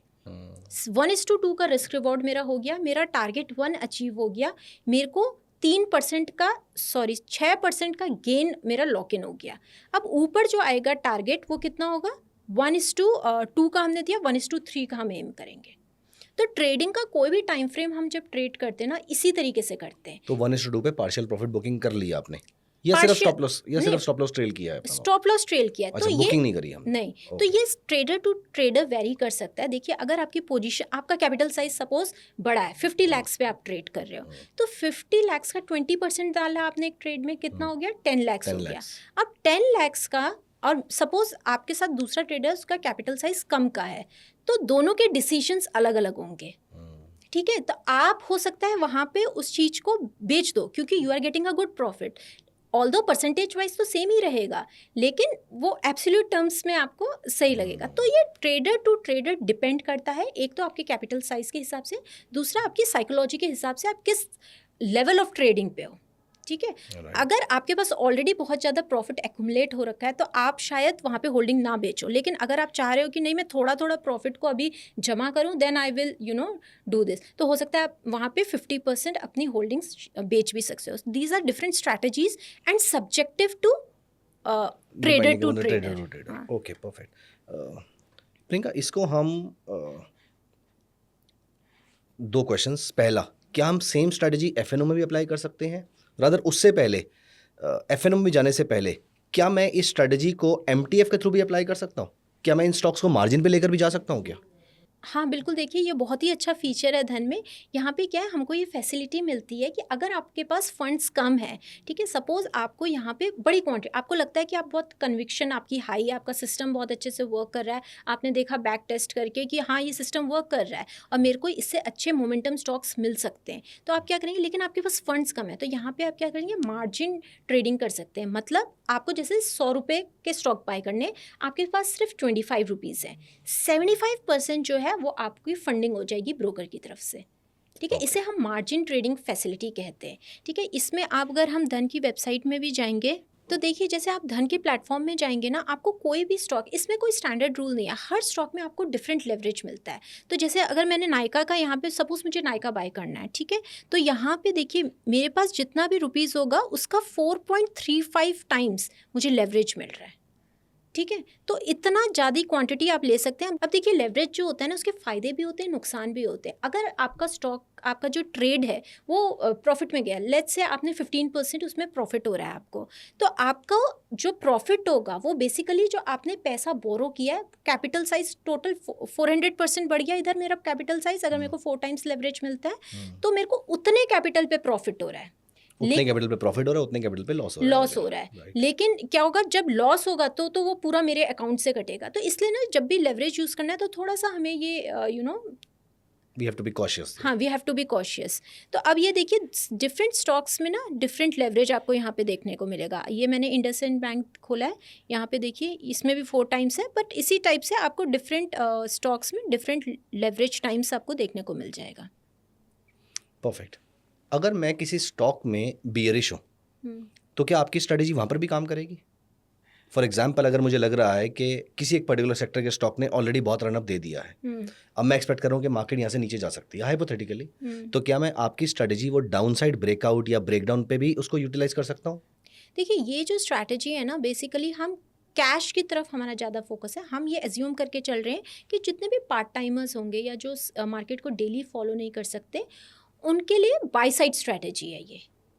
सो यहाँ पर आप जो स्टॉक्स ट्रेड करते हैं वो कितने पीरियड तक आपके अकाउंट के अंदर रहते हैं? मोस्टली आपने क्या नोटिस किया है कि आप जो स्टॉक परचेज करते हैं, जैसे अभी आपने जो एग्जांपल दिखाया वहाँ पर तो इमीडिएटली उसमें रन आ गया, हाँ जी, और आई थिंक आपको 5-6% के आसपास का रिटर्न इमीडिएटली मिल गया होगा। लेकिन कुछ स्टॉक्स ऐसे भी होंगे जो व्हाट डू यू थिंक, कितने पीरियड के लिए मोस्टली आपके स्टॉक्स रहते हैं? लंबे अटक देखिए भी सकते हैं? जनरली हमारा जो स्विंग ट्रेडिंग में होता है, हम कुछ दिनों से लेके कुछ हफ्तों तक होल्ड करते हैं। लेकिन अगर कई बार ऐसा होता है, जैसे हमने अभी बात की थी कि हम स्टॉप लॉस को ट्रेल कर रहे हैं, फर्स्ट तो 1:2 देन 1:3, तो इस केस में क्या होता है, कुछ स्टॉक्स बढ़ते जाते हैं, 25% तक भी चले जाते हैं शॉर्ट टर्म में। तो उस केस में क्या होता है कि हम उन स्टॉक्स को महीनों तक भी होल्ड कर सकते हैं, ठीक है। इनफैक्ट धन में एक फीचर है जिसे हम कहते हैं stock lending and borrowing scheme. तो इन केस आपकी कोई स्विंग ट्रेड है जिसको आपने महीनों तक होल्ड कर लिया, जस्ट बिकॉज आप जो प्रॉफिट को आप स्टॉप लॉस को ट्रेल कर रहे हो, ठीक है, आपने वो काफ़ी महीनों तक वो स्टॉक होल्ड करिए, let's say 1 month, 2 month, 3 month और 5 मंथ्स, ठीक है। उस केस में वो जो स्टॉक है ना, उसको आप रेंट कर सकते हो, क्योंकि आपका उसमें कन्विक्शन बढ़ गया है, उसमें ऑलरेडी पहले 10% गेन थे, अब 20% गेन है। अब आप चाहते हैं कि ये स्टॉक तो ऑलरेडी टेक्निकल स्ट्रक्चर भी पूरा कंप्लीटली चेंज हो जाता है टाइम के साथ, अब आप चाहते हैं आप इस स्टॉक को लंबे टाइम के लिए होल्ड करें, ठीक है। इन दैट केस आप अपने स्टॉक को, जैसे आप स्क्रीन में देख पा रहे होंगे, यहाँ पे पूरी स्टॉक की लिस्ट है जिनमें आप SLBM यूज़ कर सकते हैं। आप यहाँ पे जाके स्टॉक्स को रेंट कर सकते हैं। जब आप इन स्टॉक को रेंट करेंगे आपको एक इंटरेस्ट मिलेगा, तो over the paper profit which you are having, this will be your additional profit. And this is a real profit that you will be getting in your account जब तक कि आपका नोशनल प्रॉफिट चल रहा है वहाँ पर। हाँ जी, वहाँ मेरा नोशनल प्रॉफिट चल रहा है और मैंने उसको ट्रेल किया हुआ है स्टॉप लॉस से, ठीक है, और यहाँ पे मेरे को जो है वो रियल प्रॉफिट मिल रहा है। तो ये थोड़ा सा एक लेवल आप ऊपर जाके इस तरीके से भी कर सकते हैं। ये तभी, स्पेशली तब जब आपको स्विंग ट्रेडिंग में आपकी पकड़ अच्छी हो जाए और आप देख रहे हैं, आप कर रहे हैं, आपको बेनिफिट आ रहा है, तो आप इस तरीके के फीचर्स भी अवेल कर सकते हैं। यहाँ पर 2 आइडियाज़ आ रहे हैं मेरे, एंड प्लीज़ अप्रूव और डिसअप्रूव। आपने डेली चार्ट पे यूज़ किया, हाँ और जी। आपने वीकली चार्ट पे भी स्टॉक्स निकाले। व्हाट इफ अगर मैं मंथली चार्ट पे ऐसे निकालूं तो मेरा जो होल्डिंग पीरियड है वो बहुत लंबा हो जाएगा, तो जहाँ पर मेरा ROI भी सिग्निफिकेंटली बढ़ सकता है और रेंटल इनकम भी बहुत ज़्यादा हो सकती है। एम आई थिंकिंग राइट है? हाँ जी, तो स्विंग ट्रेडिंग बेसिकली जिसे हम ना मल्टीपल टाइम फ्रेम एनालिसिस भी कहते हैं, तो जनरली हम लोगों ने ज़्यादातर डेली टाइम फ्रेम ही यहाँ पे यूज़ किया है, क्योंकि मैं मान के चल रही हूँ हम 2 दिन से लेके 10-15 या 2-3 हफ्ते तक होल्ड करेंगे। लेकिन अगर आप अपनी एनालिसिस करना चाहते हैं वीकली, जैसे आपने बताया वीकली टाइम फ्रेम में भी कर सकते हैं, मंथली चार्ट्स भी यूज़ कर सकते हैं, और देन ऑब्वियसली आपका जो होल्डिंग पीरियड होगा वो लंबा हो जाएगा। ग्रेट। आपने निफ्टी 500 स्टॉक्स यूज़ किए, इसमें से टॉप के 230 to 250 के स्टॉक्स जो आसपास हैं वो सारे एफएनओ में भी हैं। हाँ जी। Can I use the same strategy instead of cash market? अगर मैं अपने आरओआई को इंक्रीज करना चाहूँ तो can I also use the same strategy in futures? Options अभी मैं साइड पे रखता हूँ, वो मेरा एक फॉलोअप क्वेश्चन हो सकता है, लेकिन अभी के लिए मैं यहाँ पर फ्यूचर्स भी यूज़ कर सकता हूँ क्या, या ऑप्शंस भी यूज़ कर सकता हूँ? हाँ, तो आप ऑप्शंस की यहाँ पे हम बात नहीं करेंगे, क्योंकि ऑप्शंस में थोड़ा हमारा जो ऑप्शंस का जो प्रीमियम होता है बहुत सारे ग्रीक से डिटरमाइन होता है, उसमें थीटा होता है, उसमें वेगा होता है, तो उसकी जो कैलकुलेशन होती है, the way options pricing work, वो थोड़ी सी डिफरेंट होती है। लेकिन फ्यूचर्स में हम यूज़ कर सकते हैं अगर जो ट्रेडर है जो स्विंग ट्रेडिंग कर रहे हैं उनका माइंडसेट उस हिसाब से डेवलप हुआ है तो। परफेक्ट। सो प्रियंका मैम, मुझे जो आपकी स्ट्रेटजी में समझ में आया है वो ये है, and please correct me if I am wrong, और मैं अपने पॉइंट ऑफ व्यू से भी इसको थोड़ा सा मोल्ड करने की कोशिश कर रहा हूँ। सो जो नहीं करना प्लीज़ मुझे बताइएगा। मैं इस स्ट्रेटजी को डेली, वीकली या मंथली किसी भी टाइम फ्रेम पे स्क्रीनर अप्लाई करूँ, स्कैनएक्स अप्लाई करूँ, स्कैनएक्स पे मैं ऐसे स्टॉक्स ढूंढूं जिनमें अगर मैं डेली चार्ट देख रहा हूँ तो 0.8% से 4%, अगर वीकली देख रहा हूँ तो 10 से 12% के आसपास मान लेते हैं, और मंथली देख रहा हूँ तो 15 से 20-25% के आसपास का मूव मान लेते हैं। एक चीज़ मैं यहाँ पे बोलना चाहूँगी, ये जो हमने बात की थी ना, ये डेली कैंडल्स ही हम इसमें यूज़ कर रहे हैं ज़्यादातर करके, ठीक है। जो हमने वीकली, मैंने कहा था आपको स्क्रीनर में हम वीकली भी देख सकते हैं, वो हमने बात की थी वीकली कितना गेन कर रहा है स्टॉक। टाइम फ्रेम मेरा डेली है उसमें। अच्छा, टाइम फ्रेम मुझे सब में डेली ही देखना, वो वंडरफुल। तो जैसे कि कुछ लोग हैं वो नहीं डेली स्क्रीन नहीं कर पा रहे, हमने डेली गेनर्स हमें कितने के चाहिए, 0.8% to 4%। एक दिन में स्टॉक इतना मूव कर रहा है, ठीक है, लेकिन मेरे पास टाइम नहीं है आज स्क्रीन करने का, तो मैं क्या करूँगी, वीकेंड में स्क्रीन करूँगी। अब वीकेंड में तो 5 दिन मेरे चले गए ना, तो उन 5 दिनों में स्टॉक ने कितना गेन किया वो मैं देख लूँगी, वीकली गेनर्स कौन कौन से। तो पर मेरा, हाँ जी प्लीज़ सॉरी, पर मेरा वो जो प्राइस एप्रिसिएशन है वहाँ पे वो 0.8 to 4% नहीं रहेगा, वो मैं देखूँगी 5% से 8% में भी 9%। वो मुझे क्या बताएगा कि पिछले वीक में स्टॉक ने कितना मूव किया, क्या ये स्टेज 1 रनअप की तरफ बढ़ चुका है या उसने ब्रेकआउट कर दिया, then that will come in my watch list, और फिर मैं चार्ट्स में जाके उन्हें स्क्रीन करूँगी। तो जब मैं चार्ट्स में जाऊँगा वहाँ पर हमेशा डेली ही देखना है मुझे? हाँ, एसेंशियली आप डेली देख सकते हैं, आप चाहें तो इसको वीकली के साथ कंबाइन कर सकते हैं for analysis, just to see broader framework कैसे, पर यहाँ पे हमने लार्जली डेली चार्ट्स ही लिए हैं। Okay, great. और फिर उसके बाद अगर मुझे लगता है कि प्राइसेस काफ़ी ऊपर चले गए हैं तो मेरे पास 2 ऑप्शन है, तो मैं प्रॉफिट बुक कर लूँ पार्शियली, और या फिर मैं अपने स्टॉप लॉस को ट्रेल करके ऊपर लेता जाऊँ, सो दैट मार्केट जितना ऊपर जाएगी मेरा स्टॉप लॉस ऑटोमेटिकली ट्रेल होता जाएगा। हाँ जी, तो 1:2 का हम लेके चलेंगे पहला टारगेट, लेकिन वहाँ पर भी हम स्टॉप लॉस ट्रेल कर सकते हैं प्रॉफिट बुकिंग करने की जगह। हाँ, प्रॉफिट बुकिंग नहीं करनी है आपको, वहाँ पे आप 50% प्रॉफिट बुकिंग कर सकते हैं, राइट। देन हम उसको और होल्ड करेंगे फॉर 1:3। ओके, ठीक है। अगर आप चाहें तो यहाँ पे मैं ना 1-2 एग्जांपल आपको और मैं दिखा सकती हूँ कि हाउ प्राइसेस मूव, तो कॉन्सेप्चुअली ये चीज़ और क्लियर हो जाएगी।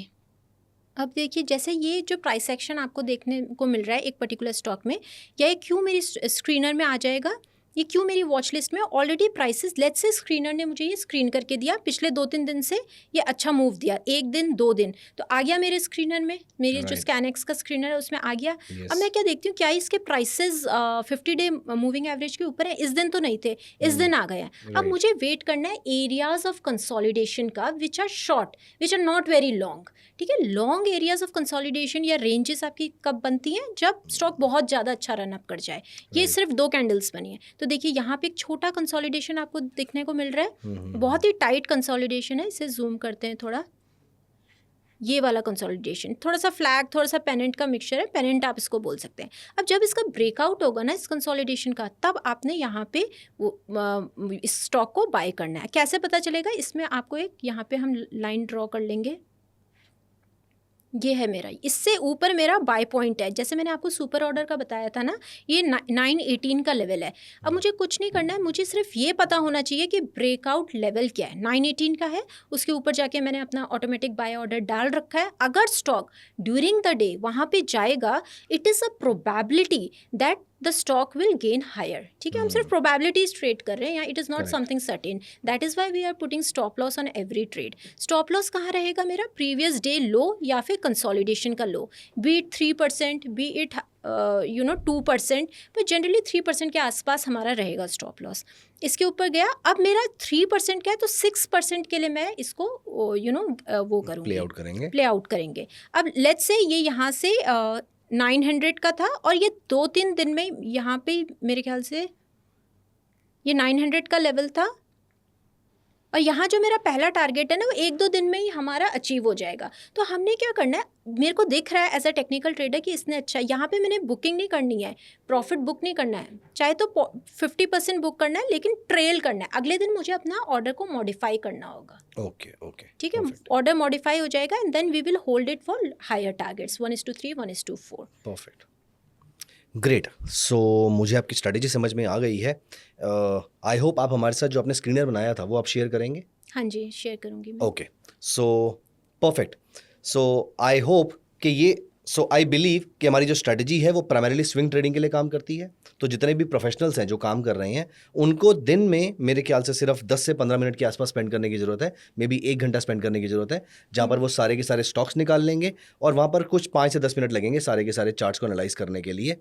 और उसके बाद हमें रोज़ के बेसिस पे कोई ना कोई स्टॉक्स ढूंढने को मिल जाएंगे और ट्रैक करने को मिल जाएंगे वहाँ पर। अगर आपको डेली बेसिस पे भी टाइम नहीं है ना, तो आप, जैसे मैंने बताया, वीकली आपने देखना है, वीकली बेसिस पे स्टॉक 10% बढ़ गया तो वो मेरी आ जाता है वॉच लिस्ट में। और वीक में तो डेफिनेटली सबके पास टाइम निकल ही आता है। हाँ, तो बस आपने ये देखना चार्ट्स को, लेकिन ये ऐसा नहीं है कि आपने सिर्फ स्क्रीनर के बेसिस पे बाय सेलिंग करनी है, आपको जाके चार्ट्स को देखना ही पड़ेगा। स्क्रीनर के बेसिस पे तो एनीवे जितने सारे स्टॉक्स आ रहे थे कि हम उसको नहीं बाय कर पाएंगे, तो हमें उनको ट्रैक करना ही पड़ेगा। जब आप उसमें, एक्चुअली मैंने जो स्क्रीनर शेयर किया ना, उसमें 50 MA नहीं लगाया, जब आप उसमें 50 डे मूविंग एवरेज लगाएंगे तो ऑटोमेटिकली वो स्टॉक्स बहुत कम हो जाएंगे। अब उन बहुत कम में भी से आप 10 स्टॉक्स के चार्ट्स देख सकते हैं। तो बेसिकली आपका एम होना चाहिए, if you have less time, कि मैं 10 स्टॉक्स देखूंगा। ओके मैम, सो मुझे ये समझ में आया है कि हम सारे जितने भी वर्किंग प्रोफेशनल्स हैं उन सबको पूरा दिन मार्केट में टाइम स्पेंड करने की ज़रूरत नहीं है। आप शाम को थोड़ी देर मार्केट में टाइम स्पेंड करके भी अपने लिए स्ट्रेटजीज क्रिएट कर सकते हैं और ब्रेकआउट स्टॉक्स, मोमेंटम स्टॉक्स ये सारे निकाल सकते हैं बहुत बेसिक से पैरामीटर यूज़ करके। One request I would like to make you, if you can share your screener with us. और हमारे व्यूअर से मैं रिक्वेस्ट करूंगा कि अगर आपको ये स्क्रीनर चाहिए तो आप कॉमेंट्स में स्विंग मोमेंटम लिख दीजिएगा। आई विल मेक श्योर के प्रियंका मैम से मैं आपको स्क्रीनर लेकर दे दूं। एंड दोस्तों, आपका कोई भी क्वेश्चन है जो इस पूरी स्ट्रेटजी के अराउंड है, मैंने कोशिश करी है कि मैं इस स्ट्रेटजी के सारे एंगल से जितने क्वेश्चंस हो सकते हैं वो सारे आपके बिहाफ पे पूछने की कोशिश करूं। एंड आई बिलीव मैंने बहुत सारे क्वेश्चंस पूछे भी हैं, लेकिन स्टिल अगर आपको लगता है कि कोई क्वेश्चन आपके माइंड में ऐसा है जो अनआंसर्ड रह गया है, प्लीज़ मेक श्योर कि आप उसको कॉमेंट्स में जरूर डालिएगा। आई विल मेक श्योर कि वो सारे क्वेश्चंस के आंसर आपको जल्दी से जल्दी मिले और ज़रूर मिले। और अगर आपने वीडियो को यहाँ तक देखा है तो I am very thankful to you कि आपने पूरा वीडियो देखा है, समझा है। You are really a passionate trader. दोस्तों, जाने से पहले please make sure that you have subscribe to our channel, like the video right away and also download Dhan app right now. And दोस्तों, thank you so much for staying till the end and thank you so much Priyanka ma'am for sharing your long experience discussion with us. आपने जितनी बातें करी हैं वो सारी समझ में आ रही हैं कितनी डेप्थ के साथ, और आपने कितनी बैक टेस्टिंग करके और कितनी सारी बुक्स पढ़ के ये सारी स्ट्रेटजीज सोची होंगी और किस तरीके से आप उसको ट्रेल करके अपने रिस्क मैनेजमेंट को हैंडल भी कर पा रहे हैं। So thank you so much for sharing your wisdom with us and thank you so much everyone for being with us till and. Thank you so much. Thank you. Investments in the securities market are subject to market risk. Read all the related documents carefully before investing.